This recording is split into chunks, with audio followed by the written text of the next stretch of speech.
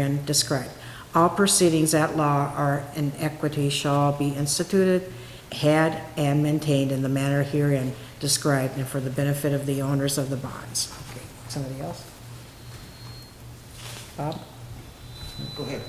No remedy conferred upon or reserved to the trustee or to the owners of the bonds is intended to be exclusive of any other remedy or remedies, and every such remedy shall be cumulative and shall be in addition to every other remedy given under this ordinance or by law.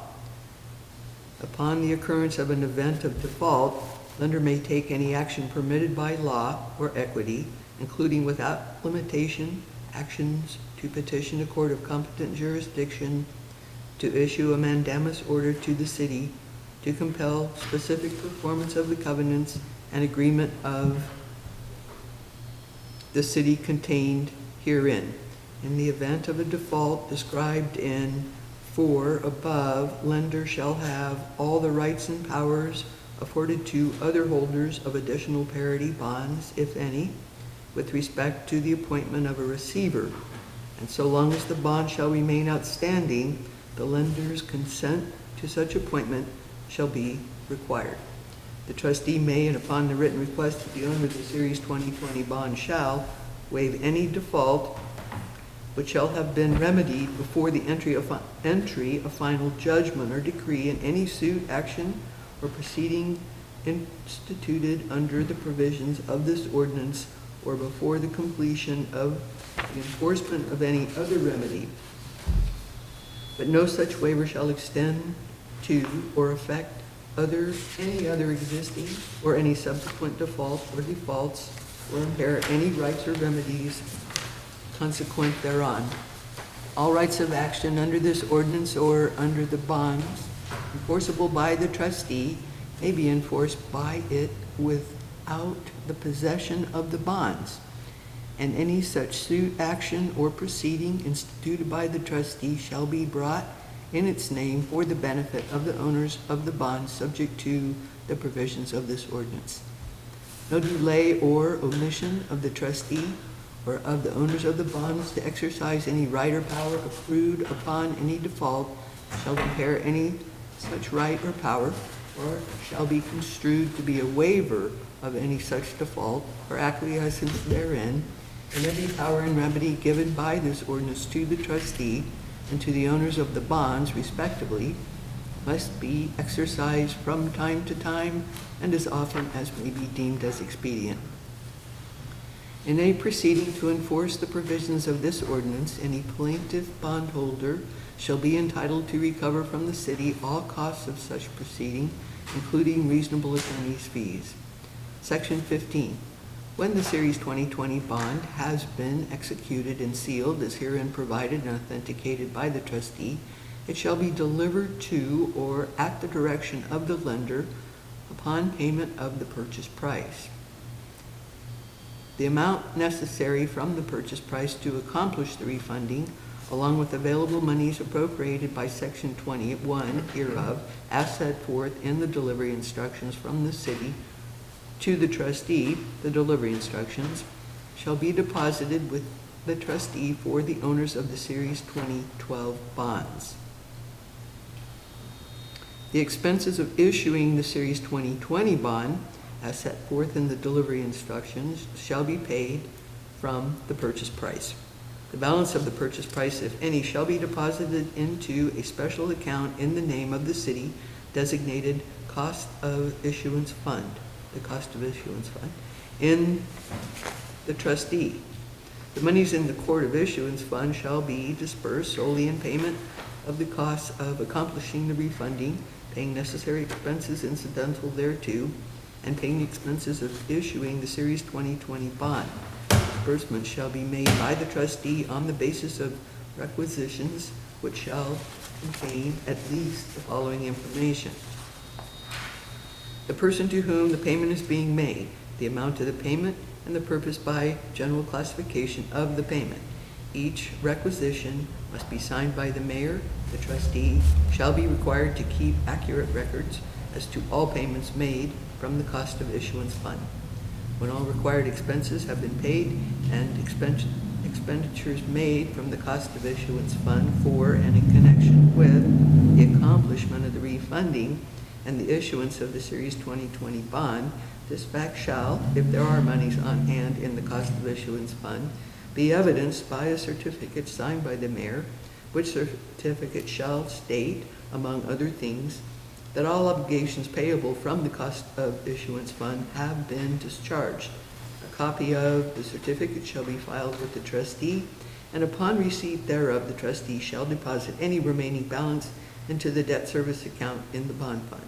Notwithstanding the above, any monies remaining in the cost of issuance fund on February 1, 2021 shall be transferred into the debt service account in the bond fund. Section 16. A. Monies held for the credit of the reserve fund, the bond fund, and the cost of issuance fund shall be invested and reinvested pursuant to the written direction of the city in 1. Direct or fully guaranteed obligations of the United States of America, including such securities issued or held in book entry form on the books of the Department of the Treasury of the United States of America, government securities. 2. Direct obligations of an agency, instrumentally or government-sponsored enterprise created by an act of the United States Congress and authorized to issue securities or evidence of indebtedness regarding of whether the securities or evidence of indebtedness are guaranteed for repayment by the United States government. 3. In demand deposits or certificates of deposit of banks, including the trustee, which are insured by the Federal Deposit Insurance Corporation, FDIC, or if in excess of insurance coverage, collateralized by government securities or other securities authorized by state law to secure public deposits. Or 4. Money market funds invested exclusively in government securities and or the obligations described in 2 above at the option of such holder not later than the date or dates when the monies will be required for payment of the principal of and interest on the bonds when due. B. Obligations so purchased as an investment of monies in any fund shall be deemed at all times to be a part of such fund and in the interest accruing thereon, and any profit realized from such investments shall be credited to such fund, and any loss resulting from such investment shall be charged to such fund. C. Money so invested in government securities or in certificates of deposits of banks to the extent insured by the FDIC need not be secured by the trustee or by the depository bank.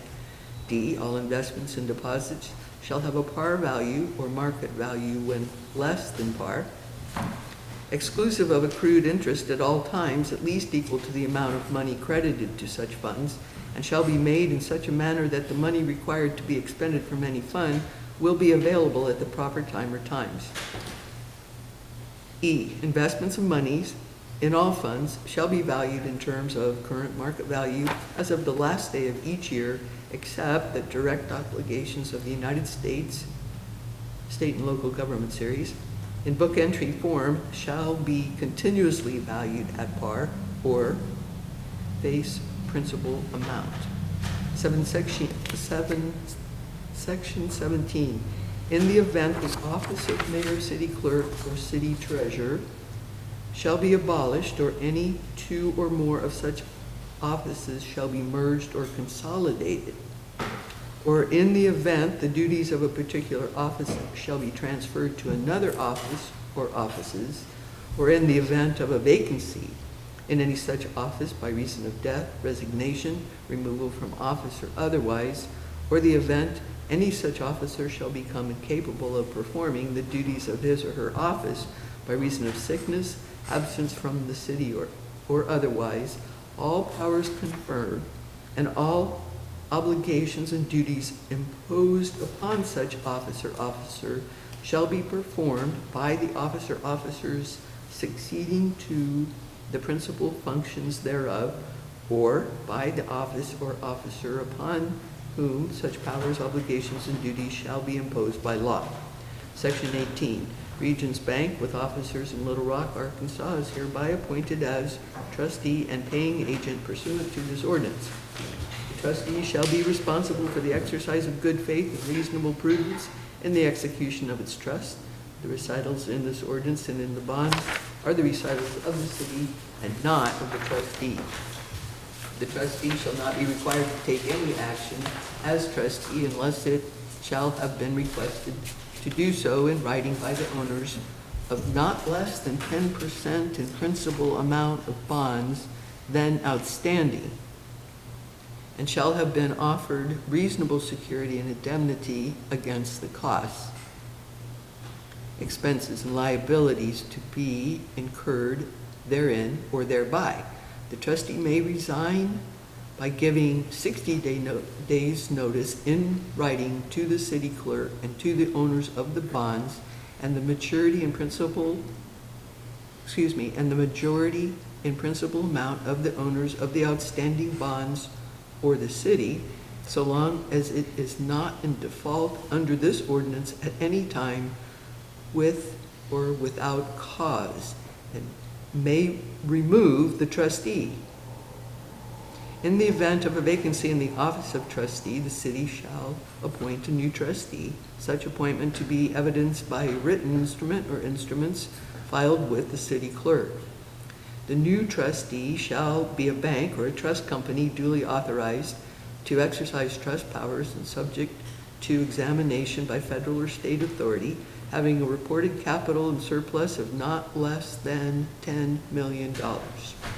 The trustee and any successor trustee shall file a written acceptance and agreement to execute the trust imposed upon it by this ordinance, but only upon the terms and conditions set forth in this ordinance and subject to the provisions of this ordinance, to all of which the respective owners of the bonds agree. Such written acceptance shall be filed with the city clerk, and a copy thereof shall be placed in the bond transcript. Any successor trustee shall have all the powers herein granted to the original trustee. The trustee's resignation shall take effect upon the acceptance of the trust by the successor trustee. Section 19, the terms of this ordinance shall constitute a contract between the city and the owners of the bonds, and no variation or change in the undertaking herein set forth shall be made while any of the bonds are outstanding, except as hereafter set forth in subsections B and C.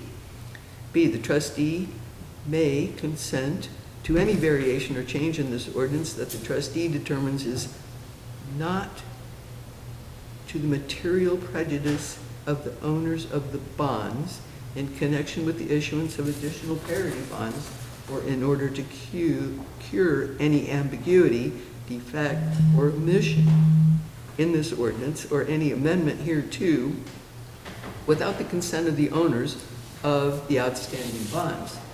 C, the owners of not less than 75% in aggregate principal amount of the bonds then outstanding shall have the right, from time to time, anything contained in this ordinance to the contrary notwithstanding, to consent to and approve the adoption by the city of such ordinance, supplemental hereto, as shall be necessary or desirable for the purpose of modifying, altering, amending, adding to, or rescinding in any particular any of the terms or provisions contained in this ordinance or in any supplemental ordinance, provided, however, that nothing contained in this section shall permit to be construed as permitting 1, an extension of the maturity of the principal of or interest on any bond, or 2, a reduction in the principal amount of any bond or the rate of interest thereon, or 3, the creation of a pledge of the pledged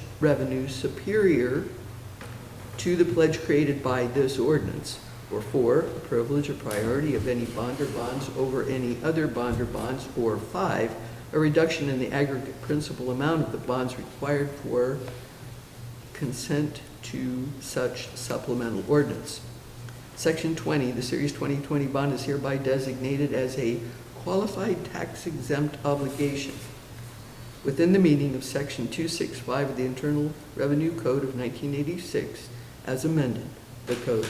The city represents that the aggregate principal amount of its qualified tax exempt obligations, excluding private activity bonds within the meaning of Section 141 of the code, which are not qualified 501c3 bonds within the meaning of Section 145 of the code, including those of its subordinate entities issued in calendar year 2020, are not reasonably anticipated to exceed $10 million. B, the city covenants that it will take no action which would cause the Series 2020 bond to be federally guaranteed within the meaning of Section 149B of the code. The city further covenants that it will submit to the Secretary of the Treasury of the United States not later than the 15th day of the second calendar month after the close of the calendar quarter in which the Series 2020 bond is issued, a statement concerning the Series 2020 bond, which contains the information required by Section 149E of the code.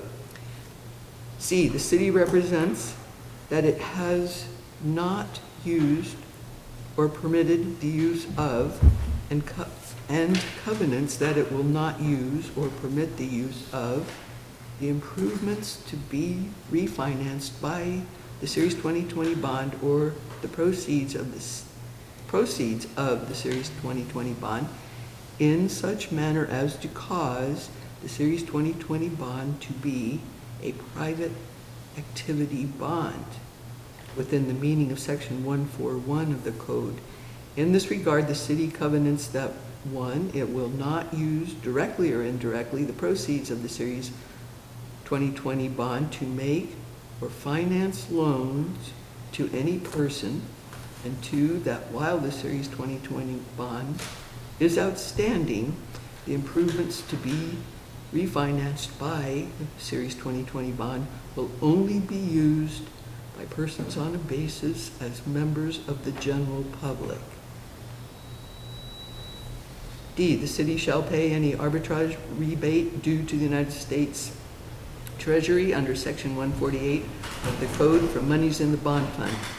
E, the city covenants that it will not reimburse itself from the Series 2020 bond proceeds for any cost paid prior to the date the Series 2020 bond is issued, except in compliance with the United States Treasury Regulation number 1.150-2.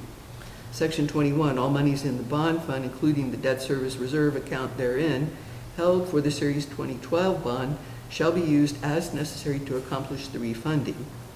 The balance, if any, shall be deposited into the debt service account of the bond fund. Section 22, the disclosure agreement in substantially the form submitted to this meeting is approved, and the mayor is hereby authorized and directed to execute and deliver the disclosure agreement on behalf of the city.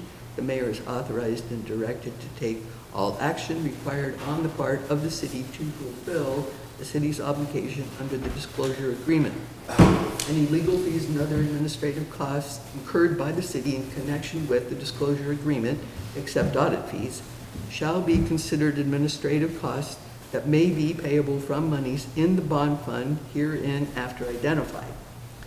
Following adoption, this ordinance shall be posted in the following public places in the city: City Hall, Tad's One Stop, Eureka's Oriental Market, Hart's Family Center, and Bunch's Quick Check. Section 24, the provisions of this ordinance are separable, and in the event that any section or part thereof shall be held to be invalid, such invalidity shall not affect the remainder of this ordinance. Section 25, all ordinances and resolutions and parts thereof in conflict herewith are hereby repealed to the extent of such conflict. And since 26 is the emergency clause, I'm going to pause. Yes, sir. I'd like to make a motion to suspend the rules and read ordinance 2295 by We didn't Yeah, even we vote on got it. to vote on this. Make a motion to approve Oh. ordinance on first reading. Okay, I'm sorry. I make a motion to approve ordinance 2295 on its first reading. Second. All right, Mr. Green made a motion to approve ordinance 2295 on its first reading. It's seconded by Mr. McClung. Any further comments? All those in favor, signify by saying aye. Aye. Any opposed? Mr. Mayor, for suspending the rules, can we do a roll call vote, please? We will. Oh, we Okay, will. okay. Now, Yes, sir. I'll make the motion to suspend the rules and read ordinance 2295 by title only on its second reading. Okay. Motion to suspend the rules by Ms. Green, second by Ms. Harmon. Mr. McClung? Yeah. Mr. Meyer? Yes. Ms. Green? Yes, Mr. Thomas? Yes. Ms. Snyder? Yes. Ms. Harmon? Yes. 6-0.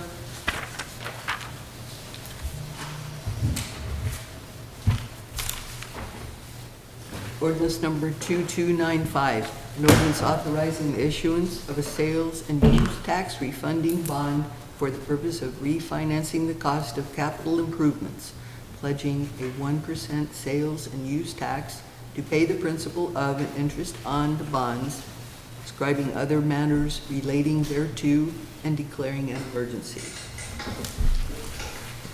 Mr. Thomas? Move to approve ordinance number 2295 on its second reading. second. Any further discussion? This is okay. All those in favor, signify by saying aye. Aye. Any opposed? So moved. Mayor, I'm sorry, can we get a roll call on all of the questions for the bond ordinance, please? Okay. Roll call. Sure.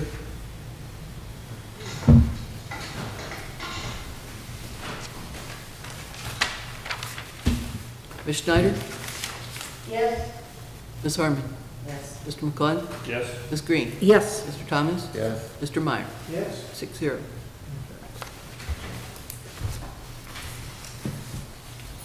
Okay, so that Mr. Green? okay. I'll make a motion to suspend the rules and read ordinance 2295 on its third reading by title only. Motion by Ms. Green, second by Mr. Meyer. Any further discussion? Roll call. Ms. Green? Yes, Ms. Schneider? Couldn't hear what? Is it okay to suspend the rules and read the Oh, ordinance by? yes. Okay. Mr. Meyer? Yes. Mr. McClung? Yes. Ms. Harmon? Yes. Mr. Thomas? Yes. 6-0. Ordinance number 2295, an ordinance authorizing the issuance of a sales and use tax refunding bond for the purpose of refinancing the cost of capital improvements, pledging a 1% sales and use tax to pay the principal of and interest on the bonds, prescribing other matters relating thereto, and declaring an emergency. I'll make a motion to approve ordinance 2295 on its third reading. Second. Okay, motion by Ms. Green to approve ordinance 55 on its third reading, second by Mr. McClung. A roll call. Mr. Thomas? Yes. Mr. McClung? Yes. Ms. Schneider? Ms. Snyder? Thank you. Ms. Green? Yes, Ms. Harmon? Yes. Mr. Meyer? Yes. 6-0. Okay, get a motion to read the emergency clause. second. Okay, motion by Mr. McClung to read the emergency clause, and second by Ms. Green. Any discussion? Mr. Meyer? Read the emergency clause. Yes. Are you in favor? Yes. Ms. Green? Yes, Mr. Thomas? Yes. Ms. Schneider? Yes. Mr. McClung? Yes. Ms. Harmon? Yes. 6-0.